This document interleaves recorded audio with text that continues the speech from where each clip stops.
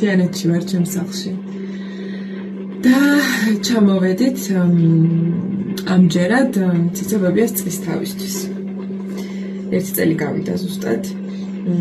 ვინც არის ციცაბობია იყო დედაჩემის დეიდა. ჩვენი ერთ-ერთი გამზრდელი, ძალიან მოამაგე ადამიანი, ძალიან დიდი ამაგი აქვს ჩემს თმაზე, ჩემზე.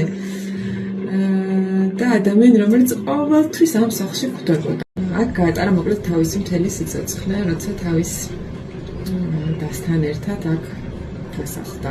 თავის დასთან და სიძესთან ერთად. ხო და ესეთი ხანგრძლივი ცხოვრება განვლოდა, ხშირად მენატრება და ახლაც რომ მოვდიოდი, რაღაცა შეგრძნება მქონდა, რომ აღარ ხვდება აქ ცოტა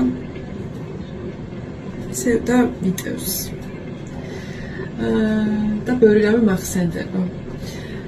ხო და ციცაბობიას სახელზე ვაკეთებ წანდილს. აქ წანდილს ეძახიან. კოლიო, კორკოტი, თქვენ როგორ ეძახით?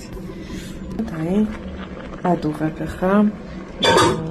ხარშავ ხორბალს, დავალდე მანამდე და ხალ შევკმაზავ. ეხლა როგორ ვაკეთებ? მოკლედ მე ესე ვაკეთებ. სხვათა შორის ქელეხისთვისაც მე გავაკეთე და რა ვიცი, მოეწონათ. აი, ამას ვერაფერს ვერ უშვები, მეგობრებო, არ ვიცი. აი ეს რა არის დედა შენი აზრით? ეს? ხო. პუცი. თმაზე მაქვს პუცი. ეს ძალიან დავიწყებ. მოდი.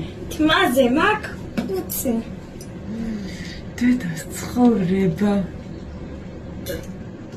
დედას სიყვარული, ოფლიანი ხარ.